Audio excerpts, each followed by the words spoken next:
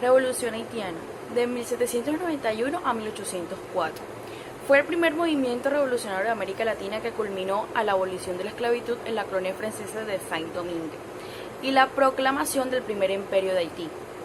Saint-Domingue pasó a ser una colonia regida por un sistema de castas, la posición colonial más rica de su tiempo, a ser el lugar donde se produjo la única rebelión de esclavos exitosa de la historia, además a ser unas revoluciones más radicales.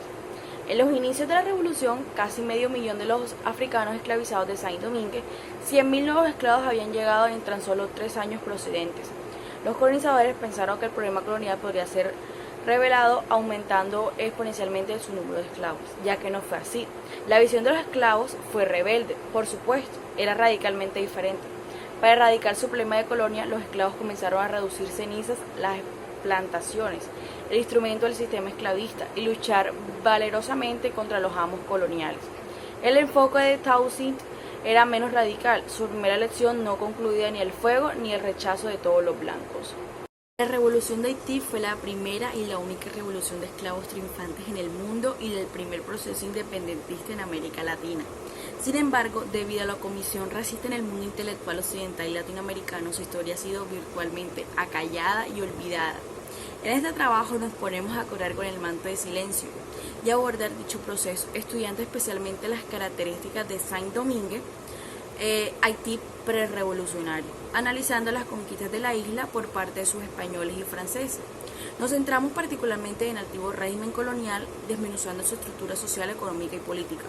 En este sentido nos interesa resaltar las contradicciones existentes en dicho orden social, que giraba en torno a la esclavitud, al racismo y al colonialismo, y que enfrentaban los distintos sectores de la isla: la administración colonial, los blancos plantadores, los blancos pobres y los hombres libres de color y los esclavos afrodescendientes.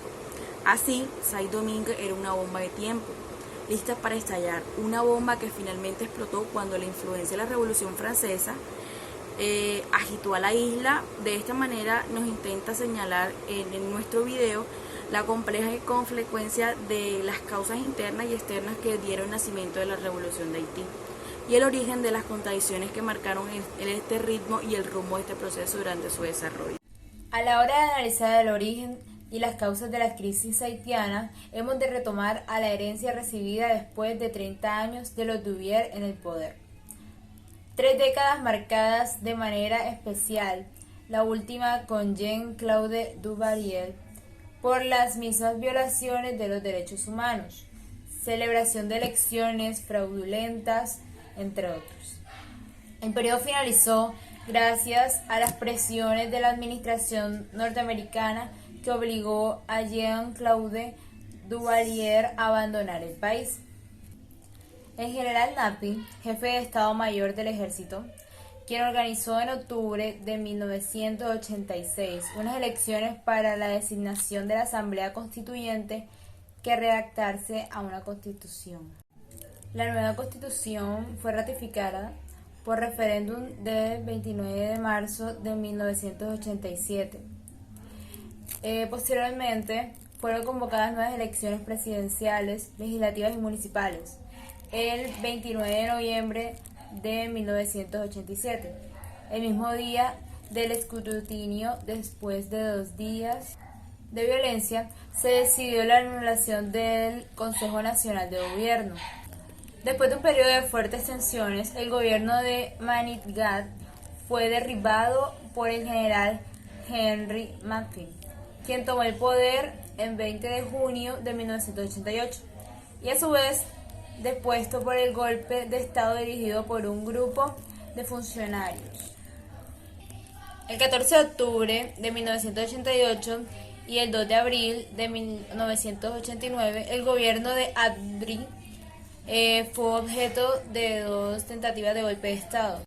Cada vez más el pueblo de Haití quedaba al margen de la vida política y asistía a las luchas internas del seno del ejército. La gravedad de la situación hizo llegar al poder al gobierno provisional de Pascal Trouillot. Las elecciones tuvieron lugar el 16 de diciembre de 1990.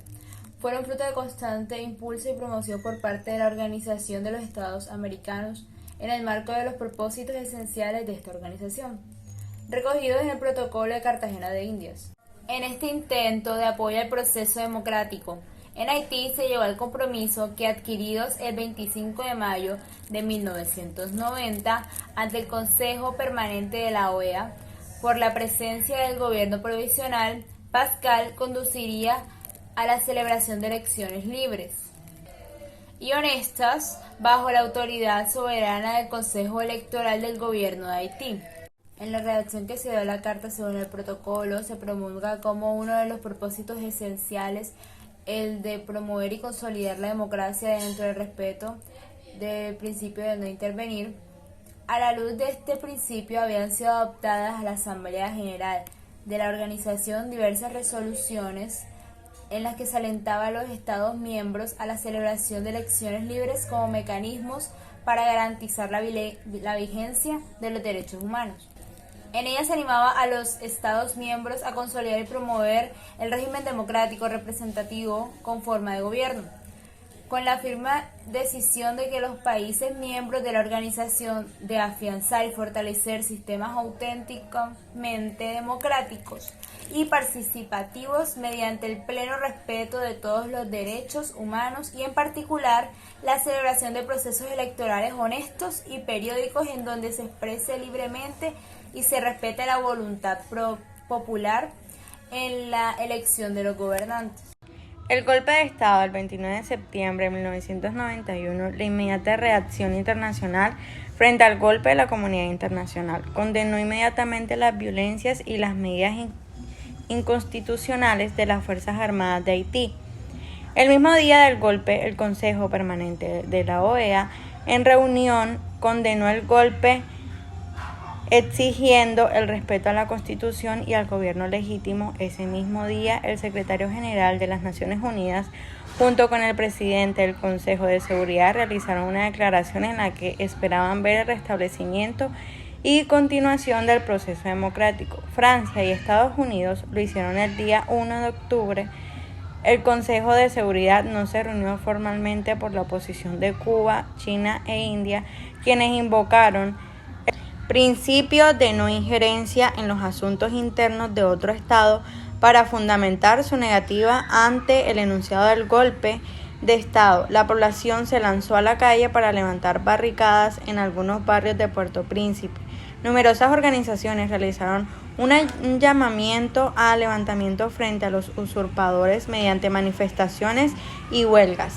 La reacción no se hizo esperar por parte de los militares, que reprimieron las protestas populares mediante tiroteos indiscriminados en los que murieron cientos de personas, según el informe sobre la violencia de los derechos humanos en Haití de Amnistía Internacional. En un barrio de Los Soldados violaron las viviendas y dieron muerte a tiros a más de 30 personas desarmadas, obligando a sus familiares a enterrar los cuerpos. El día 3 de octubre, después de prestar audiencia al presidente Aristide, los ministros de las Relaciones Exteriores de la OEA adoptaron una resolución por la cual exigían el inmediato restablecimiento del legítimo presidente en el ejercicio de su autoridad, recomendando el aislamiento diplomático, la suspensión de vínculos económicos, financieros y comerciales, así como la ayuda y cooperación técnica, asistencia militar, policial o de seguridad.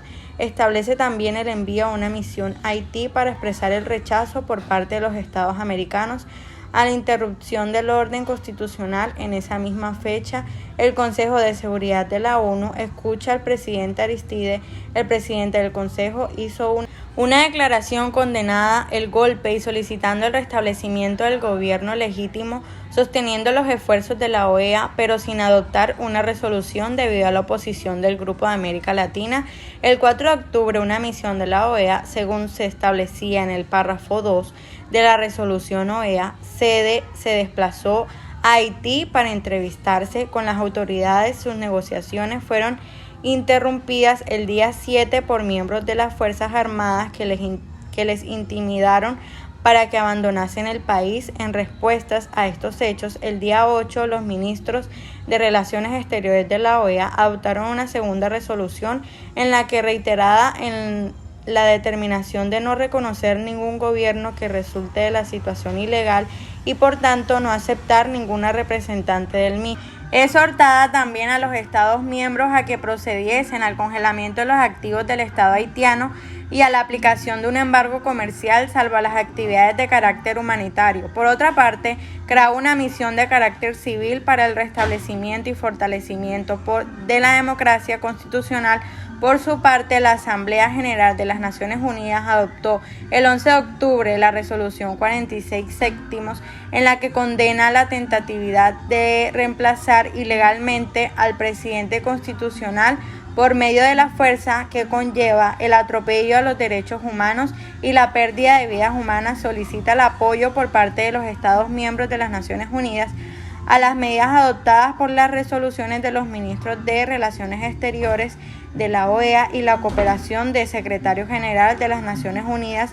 En el de la OEA, los Estados Unidos, por su parte, congelaron todos los haberes haitianos el 4 de octubre y decretaron el embargo comercial en Haití el 30 del mismo mes, decididos a ejercer la máxima presión para obtener la restauración de la democracia.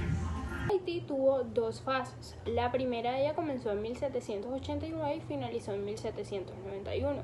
Esta se inició en París con las gestiones de la Sociedad de Amigos de los Negros para obtener la igualdad de los derechos civiles. El fracaso de estas gestiones provocó que Vicente Auge se decidiera a reclamar estos derechos por las armas.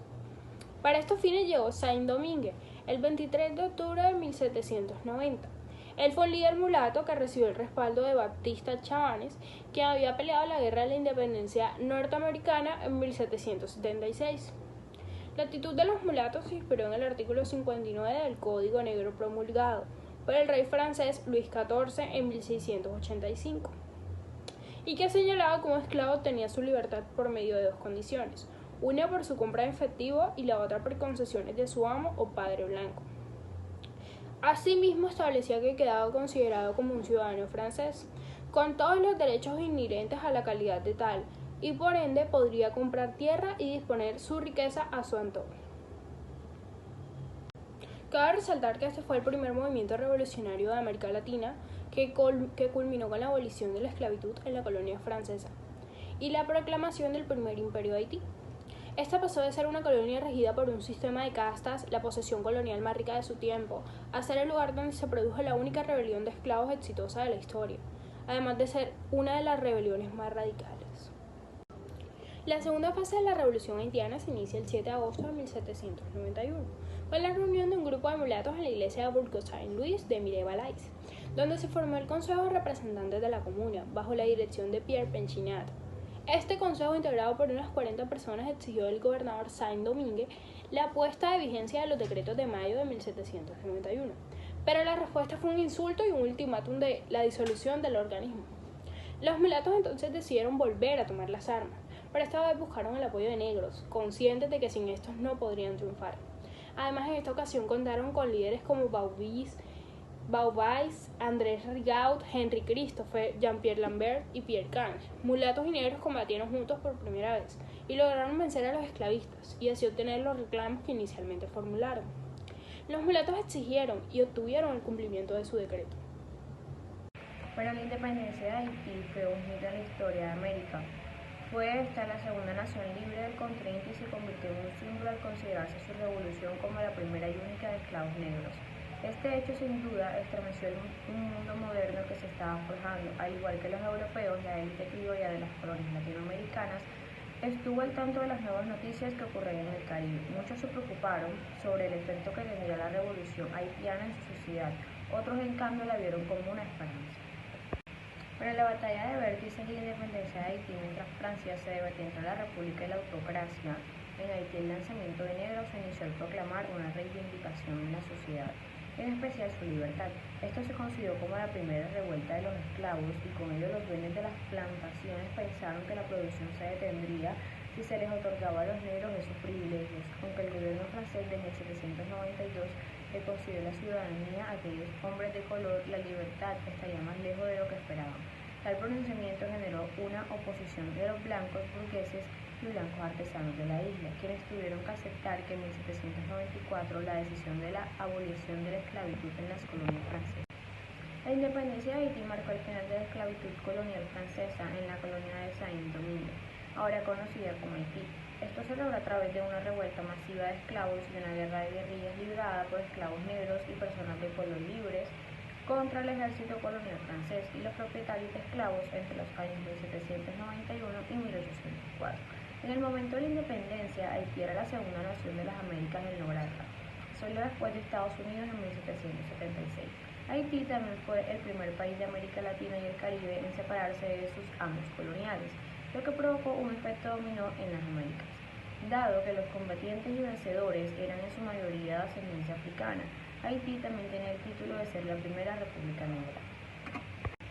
El general negro Toussaint Louverture, que durante la guerra entre Gran Bretaña, España y Francia participó en los bandos españoles y luego en los franceses con el fin de expulsar a los británicos de la isla, vio ese objetivo de libertar a los esclavos cada vez más lejanos. Luego de varias batallas y estrategias militares para la expulsión de los británicos de la isla, esto se logró a mediados de 1798, pero las hostilidades entre los mulatos y los esclavos continuaron. Jim Jacques y Henry Christophe se unieron Louverture contra las tropas francesas de Napoleón al mando del general Charles Victor Emmanuel Leclerc y se reconquistó la isla para los franceses y Louverture fue capturado en 1802, enviado a Francia y enjuiciado por Napoleón.